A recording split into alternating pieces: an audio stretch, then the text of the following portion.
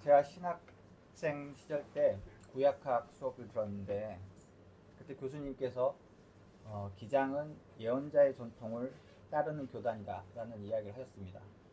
그 당시 저는 이제 그 말의 속뜻을 잘 알지 못했는데 오늘 아모스 본문을 준비하면서 그 예언자의 전통이 무엇인지를 한 번 더 생각해 보게 되었습니다.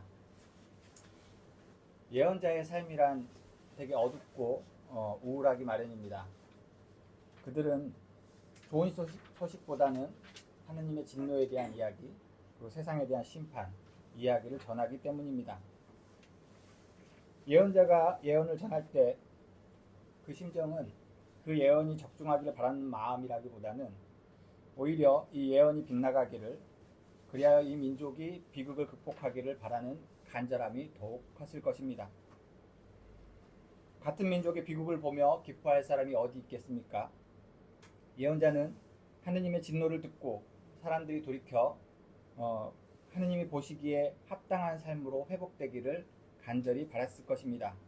그리고 그러한 심정으로 예언을 하는 것입니다. 그러니 예언자에게 그 예언이 성취되어도 슬픔이고 이루어지지 않기를 바라면서 재앙을 전하는 일 또한 괴로운 일입니다. 하느님의 진노는 사람들이 하느님으로부터 돌아선 삶으로부터 비롯됩니다. 그러나 이것은 단순히 종교적으로 멀어짐만을 뜻하는 것이 아닙니다. 그 본질은 인간의 타락에 있습니다. 자신의 욕망에 사로잡혀 부와 권력을 쥐는 데만 혈안이 된 그들에 대한 하나님의 깊은 실망입니다.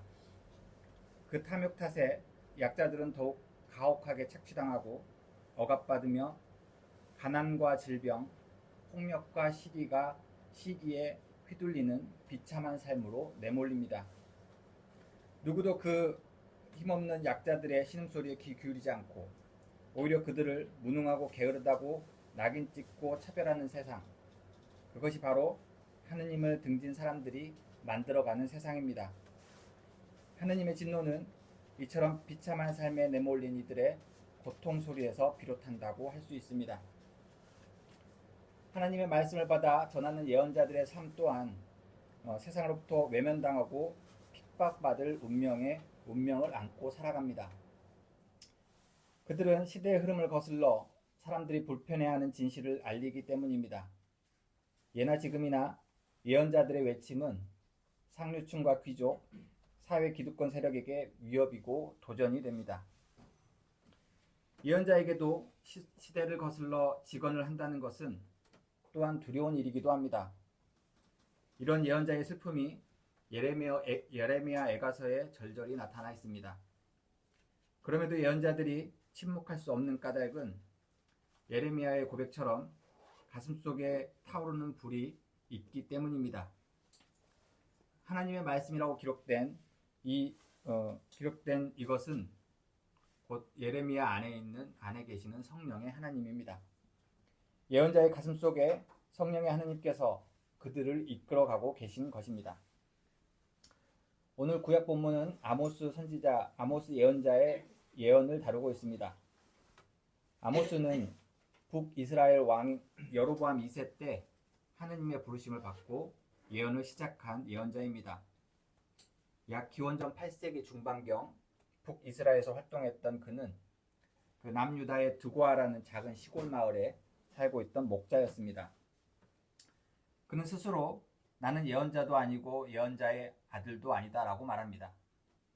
그는 그저 어떤 계급도 직위도 갖지 못한 변방의 평범한 농부였습니다.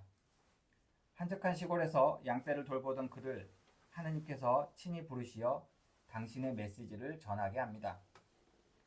하느님께서 아모스를 부르신 까닭은 그가 대단한 능력을 가졌기 때문이 아니라 단지 하느님께서 그가 필요하셨기 때문입니다.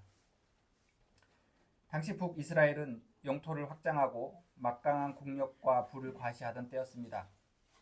외세의 압박이 본격화되기 전이라 북이스라엘의 황금기라고 불리던 시절이었습니다. 그러나 겉보기 화려했던 그곳을 하느님께서는 진노하며 바라보고 계셨습니다. 귀족들은 넘쳐나는 부에 취해 사치와 향락을 일삼았고 사회는 가난한 이들을 더 착취하고 의로운 자들을 억압하며 병들어 있었습니다. 사회를 지탱할 최후의 보루인 법관들조차 돈과 권력에 의해 굽어지니 힘없는 약자들이 보호받을 곳은 그 어디에도 없었습니다.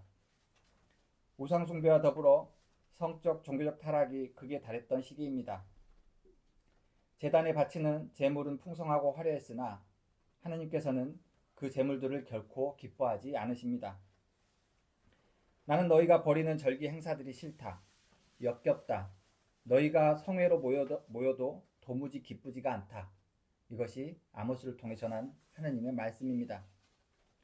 오히려 그들이 자행하는 악행과 약자들에 대한 억압, 차별을 지켜보고 계십니다. 이어 아모스를 통해 이렇게 선포하십니다. 오직 정의를 물같이 공의를 마르지 않는 강같이 흐르게 할 것이다. 하나님께서 중요한 것은 화려한 제사가 아니라 정의와 공의를 실천하는 행위에 있습니다. 너희는 너에게서 몸부쳐 사는 나그네를 학대하거나 억압해서는 안 된다. 너희도 이집트 땅에서 몸부쳐 살던 나그네였다. 과부와 고아를 괴롭혀서도 안 된다. 이것은 출애굽한 히브리 백성들에게 하나님께서 당부하신 말씀입니다. 머물 곳 없는 나그네로 환대하고 고아나 과부처럼 의지할 곳 없는 약자를 돌보라는 것이 하나님의 명령입니다. 이것이 하나님께서 이스라엘 백성에게 맡기신 일입니다. 이러한 돌봄에 빠진 제사는 하나님께서 기뻐하지 않으십니다. 아모스서에 나온 이 서늘한 말씀은 오늘의 한국 교회에도 그대로 적용이 됩니다. 기득권 세력들은 자신의 안위를 위해 법을 편한 대로 해석하고 부와 권력을 유지하기 위해 언론과 법기술들을 통해 사람들을 현혹시키고 있습니다.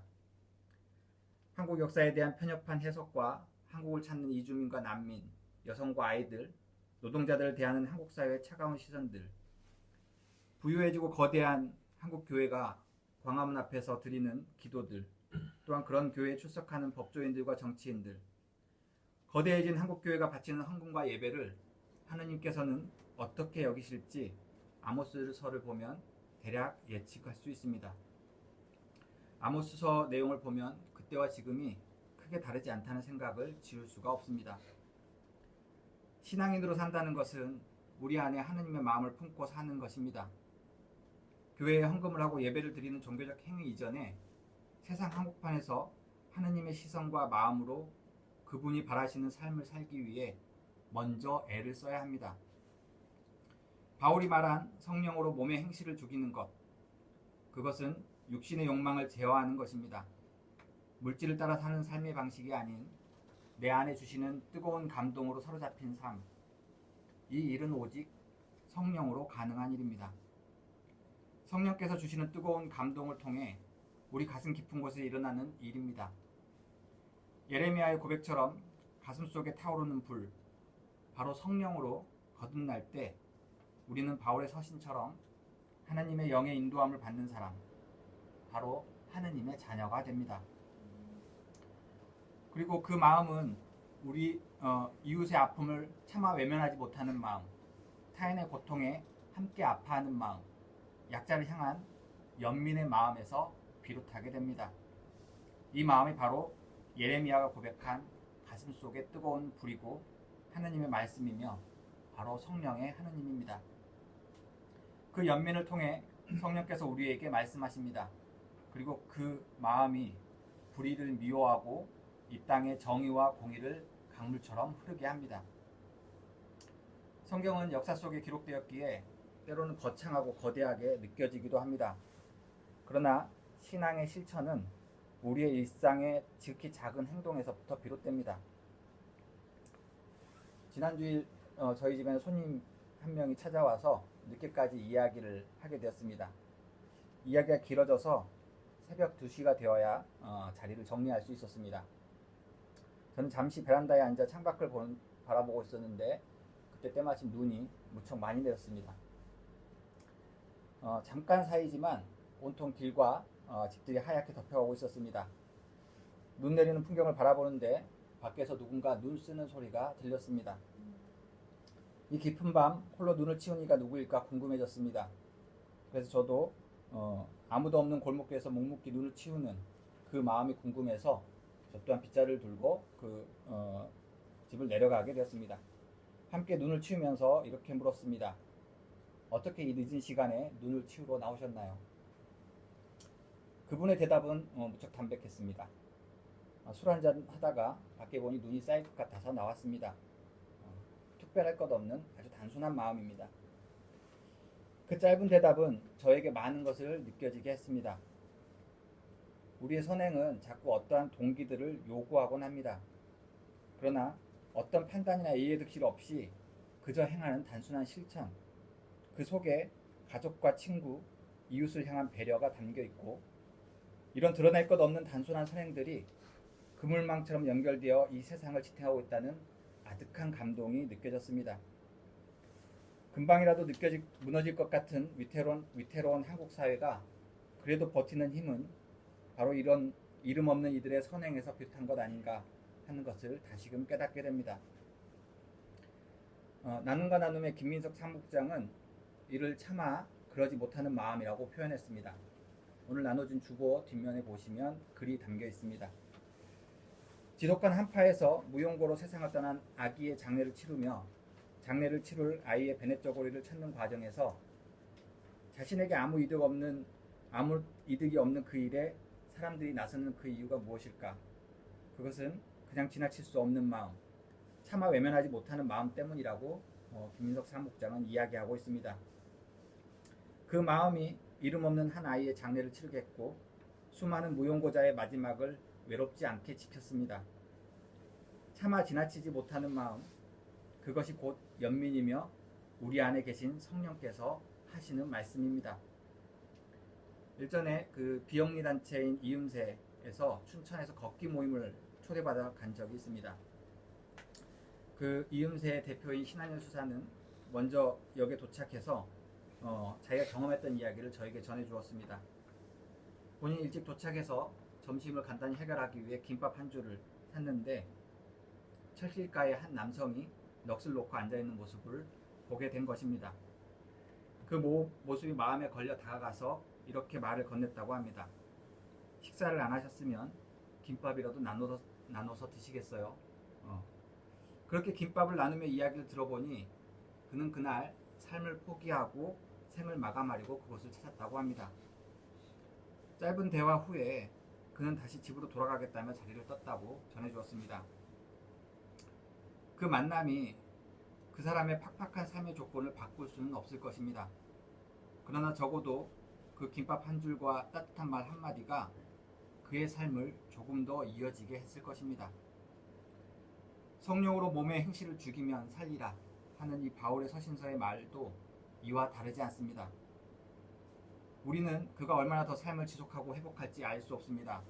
하지만 김밥을 나누는 작은 행실이 누군가의 삶을 조금은 더 연장시킬 수 있었습니다. 한밤중에 집 앞에 눈을 치우는 일처럼 보이지 않는 곳에 이러한 선행들이 꾸준히 일어난다면 조금은 더 사람다운 세상을 살게 될 것입니다.